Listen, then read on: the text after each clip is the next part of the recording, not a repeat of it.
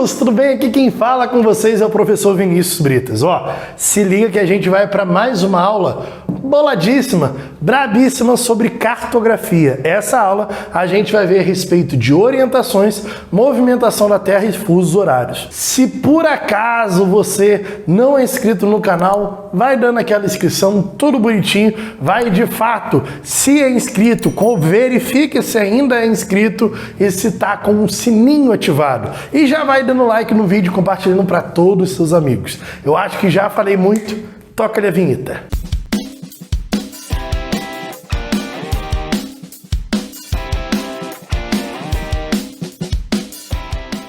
Volta aqui para mim, se liga, eu vou colocar a foto do quadro aí nesse momento.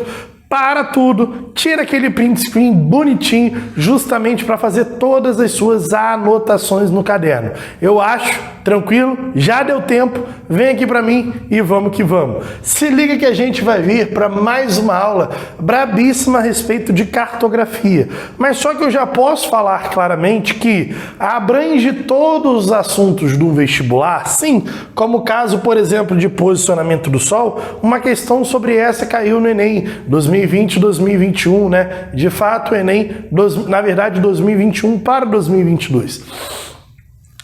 Mas eu posso dizer que, apesar de trabalhar questões de vestibulares, essa é uma aula basicamente preparada para um nível SpaceX de cartografia, apesar de tudo que está aqui também cair em outros vestibulares, como o caso do Enem, como o caso de FUVEST. Mas o nível de cartografia, o nível da aula, ela será um nível SpaceX, que é um nível um pouco acima do normal, tá? Um pouco acima do esperado, já que esse assunto é extremamente recorrente nessa prova militar tão concorrida. Então, eu acho que eu já posso colocar aqui para vocês as orientações cartográficas. Quando eu falo sobre orientações cartográficas, eu falo basicamente sobre formas de orientação e polos de orientação. Sim, aqui eu estou falando sobre polos. Ué, professor, mas por que o termo polos e não o termo polo? Sim, o termo são polos porque existem pelo menos dois tipos de polos. A gente pode falar sobre o polo magnético e o polo geográfico. Nem sempre o polo magnético é o mesmo do polo geográfico. Ele tem uma distância de algumas centenas de quilômetros, dezenas de quilômetros, entre o polo magnético e o polo geográfico. Então, quando eu falo de polos norte, é o polo norte geográfico, o polo norte que compreende 90 graus norte certinho, e o polo norte magnético. E aí ele se difere do polo norte geográfico, não quer dizer que é obrigatoriamente o mesmo espaço. Aqui nós temos o polo norte, a direção norte. É errado usar o termo cima-baixo, mas de fato eu tenho a orientação norte. Durante a matéria eu vou estar falando muito mais o termo setentrional do que o termo norte. Por exemplo, a maior floresta tropical do Brasil, do mundo, se localiza no norte do Brasil. A maior floresta tropical do mundo se localiza no Brasil setentrional. Norte do Brasil, Brasil setentrional, mesmíssima coisa. Assim como também no sul nós temos o meridional. Então, uma das florestas mais devastadas do país se localiza no sul do Brasil, se localiza no Brasil meridional. Ou seja, eu estou dizendo que a porção sul do Brasil é onde se localiza a mata de araucária, uma das mais devastadas do país. Assim como a porção meridional da África, ela é compreendida por baixos IDHs. E a porção setentrional da África é compreendida pela presença de poços de petróleo e também uma etnia do tipo árabe, de fato, nessa região ao norte da África, na África setentrional ou África meridional. Então, eu estou falando justamente de norte e de sul. O leste, nós temos a porção oriental. O lado oriental do mundo, de fato, durante o período da Guerra Fria, viveu a dominação em grande parte pela União Soviética. Como nós podemos ver, o lado oriental da Europa, a Europa Oriental. Já a Europa Ocidental é o lado oeste, verificou um alinhamento mais próximo dos Estados Unidos em período de Guerra Fria, ou seja, lado oriental, leste, o lado ocidental, oeste. Então, eu tenho norte, sul, leste, oeste. Assim, eu também tenho siglas, tá? O norte eu posso pensar em N, o sul eu posso pensar em S, o leste eu posso pensar em E L. Se liga que esse E é o que vai aparecer na sua prova da SpaceX. A SpaceX ela não trabalha muito o L, não. Ela trabalha o E do inglês, East. E assim como o Oeste, não trabalha só o O também não. Trabalha muito o W, West. Então, Norte, Sul, Leste e Oeste. Oeste, ou W, leste, L ou E. Já o norte, N, e o sul, S. Esses são os pontos chamados de pontos cardeais. São os pontos principais da nossa Rosa dos Ventos. Agora, quando a gente dialoga sobre outros pontos, que são os pontos colaterais, os pontos colaterais são as uniões dos pontos cardeais. O norte com o leste forma o nordeste. O leste com o sul forma o sudeste. O sudeste da Ásia, que é atingido pelas chuvas monsônicas. O oeste com o sul forma o sudoeste, assim como o noroeste, o norte e o oeste formam o noroeste. Então, os pontos cardeais, norte, sul, leste, oeste, e os pontos colaterais, como nordeste, sudeste, sudoeste e noroeste. Então, essas são as orientações cartográficas, onde nós temos polos geográficos e o polo magnético nas suas orientações, norte, sul. Entendendo isso, agora eu quero que vocês entendam o meu processo de localização dentro da superfície terrestre. Localizar-se dentro da superfície terrestre é um grande desafio. Sim, por que é um grande desafio? Porque se trata de uma superfície imensa. Saber o ponto onde de fato eu estou e não estar perdido na vida só é possível através das lógicas das chamadas coordenadas geográficas. As coordenadas geográficas, de fato, a gente pode dividir em linhas. Nada mais é do que são linhas imaginárias que cortam todo o globo e elas vão se interseccionar entre si, ou seja, fazer um ponto de contato que ali essas linhas elas são localizáveis.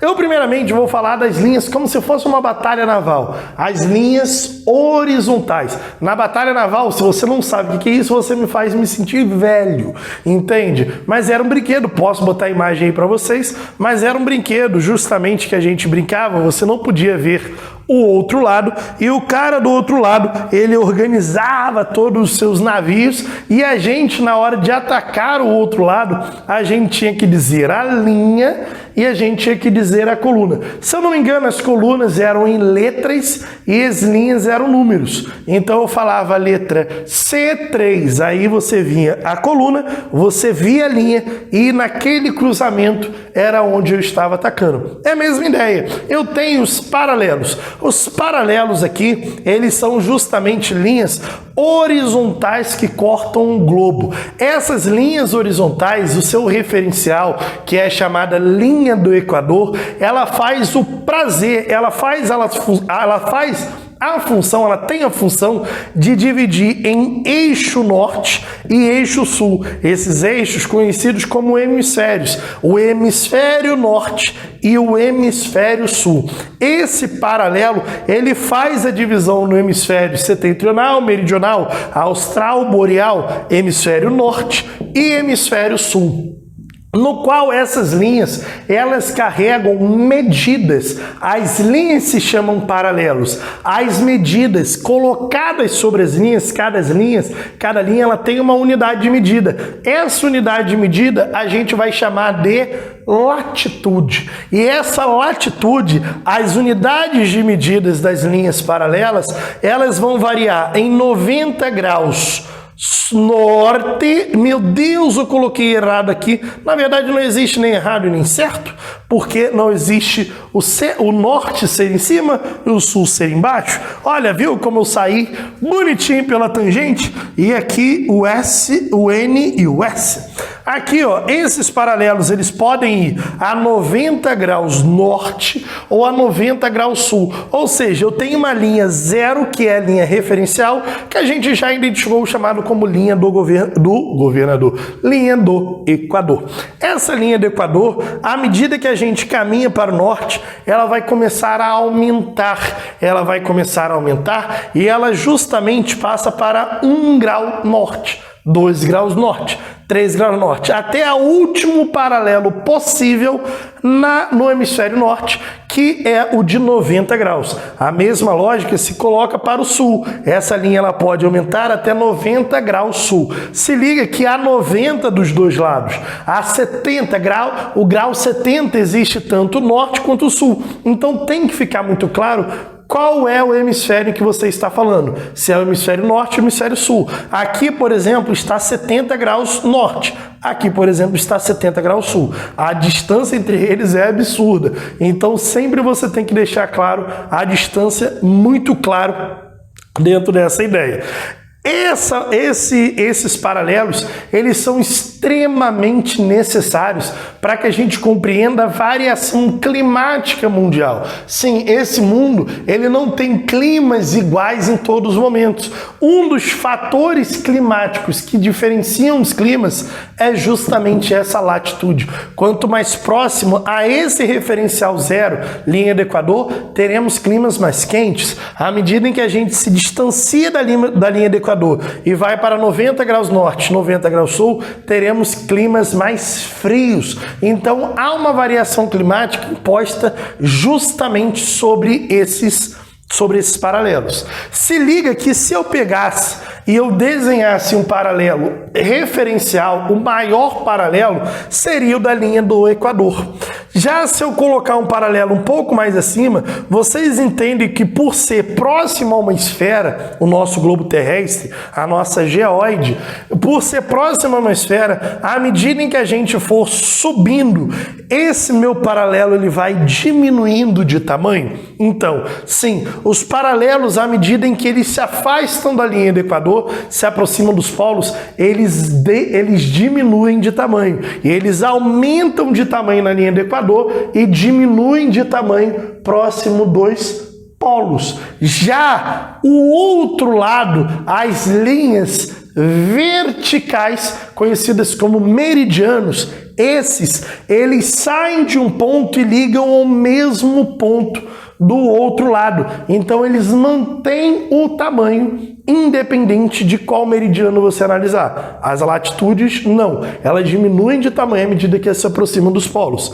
Já os meridianos, as linhas verticais, ela tem o seu referencial, o meridiano que corta a cidade inglesa de Greenwich. Se liga aqui. Esse referencial, ele de fato, ele faz a diferença, ele faz a separação, né, entre o hemisfério, a porção oeste e a porção leste. O hemisfério oeste e o hemisfério leste, muito bem colocado, com uma variação que pode chegar a 180 graus leste no máximo. O meridiano máximo a leste possível, 180 graus. O meridiano a oeste possível máximo é justamente o 180 graus, ou seja, enquanto os paralelos vão variar de 90 graus norte, 90 graus sul, com zero meridiano no meio, eu tenho justamente o meridiano de Greenwich, variando de 180 graus leste e 180 graus oeste, tá? claramente eles mantêm o tamanho independente da análise do globo, com uma variação muito clara entre dia e noite. Então, se agora, por exemplo, agora aqui, nesse exato momento, a gente está falando em 3:30 da tarde, vai variar esse horário da onde a gente esteja no globo. E essa variação, ela será longitudinal. Quanto maior ou menor a longitude, de acordo com o meu referencial aqui, a hora ela poderá estar atrasada ou adiantada. Isso é assunto daqui, ó, justamente de fuso horários. Então, a variação em meridianos, ela faz a variação justamente no sentido de dia e de noite. Com medidas, o nome da medida é longitude, o nome da linha meridiano, o nome da medida longitude, justamente colocada para vocês. Agora pare e pensa aqui. Se eu tenho uma superfície terrestre gigante, imensa, e eu só tenho graus para analisar, é muito complexo, porque de um grau a outro pode chegar em alguns espaços do globo a quase 1000 quilômetros de distância. Então vamos supor que um barco ou uma pessoa esteja naufragando entre o grau 22 e o grau 23 de latitude sul, por exemplo. Eu tenho uma distância muito grande para andar. Se eu verifico no meu GPS que eu estou entre os 2 graus, e só falo, ó, eu estou entre o 22 e o 23, isso é uma preocupação, porque é um espaço muito grande para analisar. Então, nesse momento, sentiu a necessidade de subdividir em uma unidade de medida, chamada UTM, em pelo menos graus, minutos e segundos. Então, entre um grau e outro, eu tenho uma distância de 1000 quilômetros. Se eu pegar isso tudo e dividir por 60, já é 1000 dividido por 60, aí vai dar uma conta que eu não sei qual é, mas vai dar uma quantidade menor em quilômetros. E se eu dividir por 60 de novo, vai dar uma distância menor ainda. Com isso, eu consigo ter precisão na minha medida em localização dentro da coordenada terrestre. Então, a medida ela nem sempre será em grau, mas ela também será em minuto e segundo. Claro que hoje, como a gente está numa era de globalização e de expansão das novas tecnologias informacionais, essas unidades de grau, minuto e segundo já nem comportam hoje a nossa precisão. Então, quando você usa o Google Maps, por exemplo, se ele fosse baseado nessa unidade de datum de medida, você ficaria, por exemplo, 120 metros, 90 metros de uma forma imprecisa. Isso é muito complicado quando você está dirigindo um carro e você não sabe a sua posição, se tem que entrar nessa rua ou na próxima. Então a gente precisa precisar, né? A gente precisa otimizar, criar uma precisão maior para essa minha localização. Então já até uma outra unidade de medidas, não mais em unidade de medidas em grau, minuto e segundo, mas em uma outra unidade que é através de casas decimais mesmo, onde dá uma forma mais clara, mais precisa da onde você está. Para a prova da PrEP, a gente foca apenas nessa unidade de medida. Eu quero que vocês entendam o seguinte, vamos supor, aqui eu vou colocar uma localização totalmente aleatória nesse meu mapa. Vamos supor que eu esteja aqui, no grau, por exemplo, no grau 52 graus sul. Vamos supor que eu esteja no 52 graus sul. Se por acaso eu comprar uma bússola, eu estou no sul, e começar a andar em direção ao norte, vocês têm que entender que o meu caminho é em direção ao norte. Então, eu vou fazer esse caminho, o meu vetor vai ser de fato subindo esse meu mapa. Vocês têm que entender que se eu estou no sul e eu começo a me movimentar para a direção norte, quer dizer que eu irei me aproximar do 0 graus. Então esse 52, à medida que eu caminho para o norte, ele vai começar a diminuir o número, até que ele vai chegar a 0 graus, e aí eu vou saber que estou debaixo da linha do Equador. E aí, se eu continuar andando para o norte, eu vou começar a aumentar o meu grau de longitude, de latitude, mas não mais em sul, mas agora em norte. Isso é importante porque já caiu na prova da PrEP exercícios como esse daqui, ó. Uma tropa deve sair do ponto A e deve ir para o ponto B. Para qual direção, essa direção aqui, eles devem ir? Ou seja, aqui eu coloquei uma direção que eu estava andando ao norte e a gente analisou o comportamento do número, que iria diminuir. Agora eu vou analisar o comportamento do número e eu vou dizer para qual direção eu vou. Calma, não fique preocupado porque a gente vai conseguir resolver isso tranquilamente. Vamos fazer assim o seguinte, ó, vem cá. Primeiro vamos analisar a latitude, tá? A latitude, de fato, eu posso analisar, primeiramente, que ele está no hemisfério sul. Ele está no hemisfério sul. E ele sai de 23 graus, ele na verdade não sai, ele continua em 23 graus. Porém, ele sai de 46 minutos e vai para 43 minutos. Independente dos segundos terem aumentado, mas diminuiu a casa maior, que são os minutos. Então, na verdade, ele reparou que está no hemisfério sul e está diminuindo.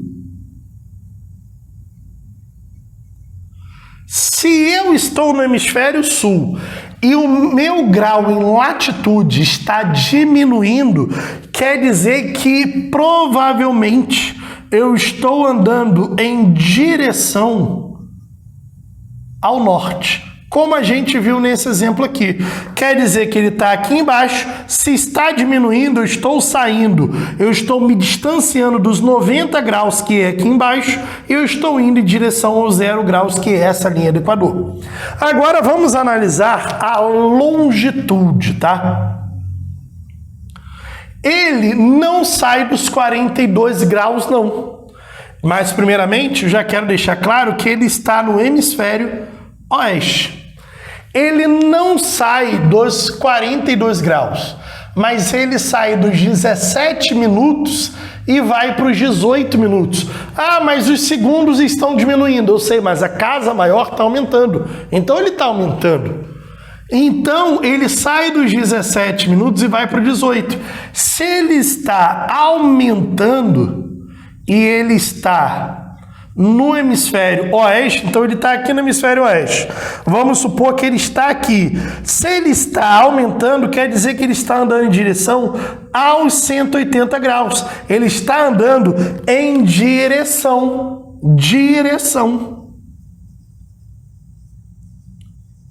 oeste. Espera aí, em latitude eu sei que ele está andando em direção norte, certo? Porque ele está no hemisfério sul e a sua latitude está diminuindo.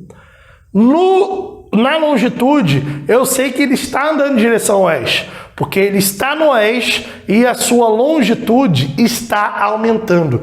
Peraí. Se ele está andando em direção ao norte e está andando em direção oeste, de fato, a sua direção final, vulgo lá na física a gente fala, né, de resultante, é o noroeste. Então essa tropa, para sair do ponto A e ir ao ponto B, eles devem olhar para o noroeste e ir em direção ao noroeste. Isso, de fato, é o que é verificado em uma questão desse nível aí, justamente na prova da PrEP. Tranquilinho nesses assuntos de orientações e coordenadas geográficas? Espero que vocês tenham entendido muito claramente. Eu posso botar uma imagem para você de todo o mapa mundi com as suas orientações claramente aí para vocês. Venham aqui comigo, se liga. Cartografia, já passei esse tópico, agora a gente vai para os movimentos da Terra. Pode parecer algo simples, 2 movimentos. Na verdade, esses movimentos são os movimentos da Terra em relação ao Sol. Os movimentos da Terra, no geral, ultrapassam 50. Assim, a gente tem vários movimentos, de fato, que compreende a gente movimento próprio eixo, então vários movimentos. Porém, entretanto, todavia, a gente vai focar apenas nos movimentos que, de fato, estão colocados em relação ao Sol. O movimento de translação e o movimento de rotação. Primeiramente, a gente tem que entender esse movimento de translação. A Terra, ela faz um movimento ao entorno do Sol. Esse movimento, a gente tem que ter algumas características muito bem colocadas. Esse movimento, ele não é circular perfeitamente. Ele é um movimento elíptico. Ele não é um movimento circular. Vocês que estudam física sabem do que eu estou falando, da vulga chamada Lei de Kepler, né? Eu acho que é essa lei que fala sobre os movimentos gravitacionais. Esse movimento ele não é circular, ele é elíptico. E também o Sol não está no centro desse movimento. Ele está um pouquinho mais para o lado. Esse lado, de fato, 5.000 quilômetros, um pouquinho mais para cá, faz com que esse movimento em que a Terra fica mais próxima do Sol, a gente chame de periélio, que é o momento onde, inclusive, faz verão no hemisfério sul. Então, o nosso hemisfério sul, o verão no hemisfério sul, ele é mais quente, porém, ele é menos duradouro. Já o verão no hemisfério norte é quando o Sol ele está mais distante do Sol, a Terra está mais distante do Sol, a gente chama esse movimento de afélio. Justamente esse movimento afélio é o movimento mais distante do Sol, onde o hemisfério norte tem um verão menos intenso e mais prolongado. De fato, algumas coisas que você precisa saber. Vamos lá. Eu tenho a Terra e essa Terra, ela não está em uma angulação corretinha. Essa Terra, ela está inclinada do seu eixo de rotação. E essa inclinação da Terra é em torno de 23 graus e meio. Por que isso, professor? Porque você está focando em falar sobre a inclinação da Terra. Porque essa inclinação da Terra é o que vai gerar caminhos do Sol diferentes, aquecimento diferente da superfície terrestre e, com isso, as nossas estações do ano. Se a gente fizesse esse movimento de translação, mas não tivesse inclinação, nós não teríamos estações do ano. Na verdade, tanto o movimento de translação quanto a inclinação da Terra são os responsáveis por essas estações. Se liga, essa Terra ela se move no entorno do Sol. Vamos pegar esse exato momento aqui, onde o hemisfério sul recebe o máximo de insolação. Isso faz com que o hemisfério sul fique extremamente iluminado durante boa parte do dia. Então, eu já vou colocar aqui uma linda observação. No sul, justamente próximo a esse solstício, teremos maior iluminação. Isso daí vocês têm que entender o quê?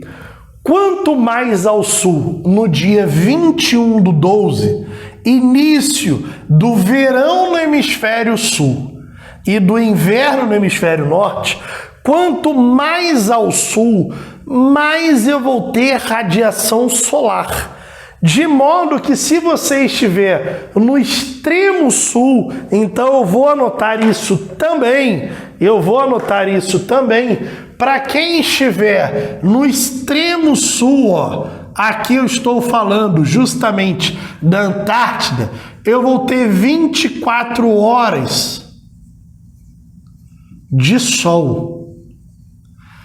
À medida, nesse mesmo dia, que eu for caminhando para o hemisfério norte, essa quantidade de radiação solar, ela começa a diminuir. Ou seja, se no dia 21/12, meia-noite, 11 horas da noite, na Antártida é dia, meio-dia, 11 horas da manhã na Groenlândia será noite. Os extremos, um extremo só terá noite nesse dia e o outro extremo só terá iluminação do sol.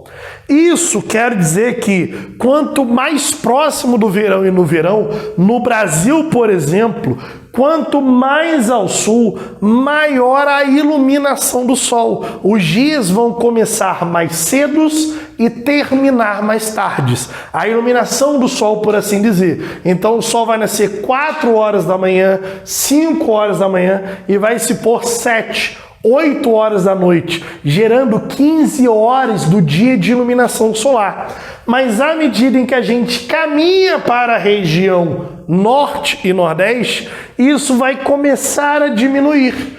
No mundo, à medida em que a gente caminha para a região norte, o sol ele vai tender a nascer mais tarde e se pôr mais cedo, até que eu vou chegar no local em que ele nem nasce e ele nem se põe, que vai ser no extremo norte, justamente do mundo, no Polo Norte. Então, esse momento aqui, que é o momento de solstício, de verão para o hemisfério sul e inverno para o hemisfério norte, é quando a gente tem o máximo da iluminação solar no hemisfério sul. E quanto maior a latitude, mais sol a gente vai ter. Por isso que o horário de verão era muito presente para o sul do país. Para a região norte, não tinha horário de verão, porque eles sentiam um pouco esse impacto do sol nascendo muito cedo e se pondo muito cedo. Já do outro lado, 6 meses depois, é o solstício de verão para o hemisfério norte, quando começa o verão no hemisfério norte e quando começa o inverno no hemisfério sul. Nesse momento, no hemisfério sul, a mesma Antártida que tinha visto 24 horas, um dia inteiro de sol, no dia 21/12, agora verá 24 horas de noite. Ou seja, são 24 horas sem a presença do sol, 6 meses depois. E quem estiver no Polo Norte terá 24 horas de luz solar. Então, quando a gente inicia o inverno, é um pouco diferente no caso, por exemplo, brasileiro. Iniciando o inverno, quanto maior a latitude, menor a iluminação do sol. Quanto maior a latitude, maior a iluminação do sol.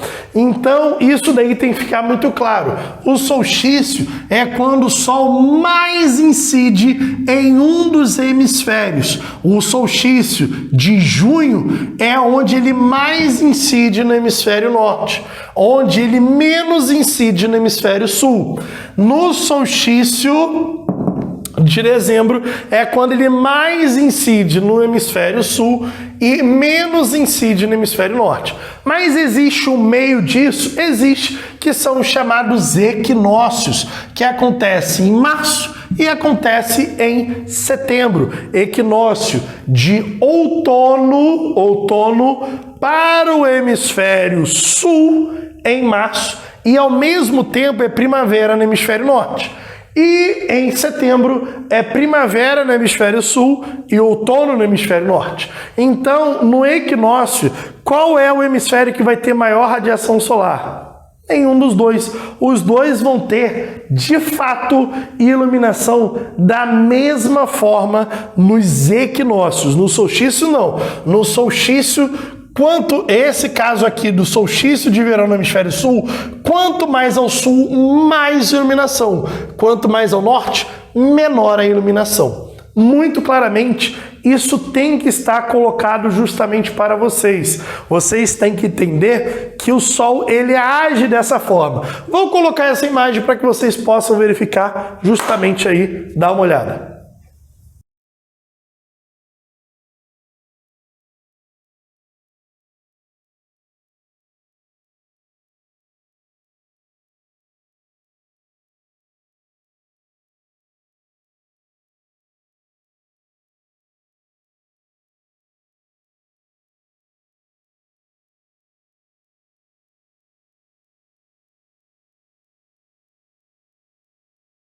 Volta aqui para mim, se liga.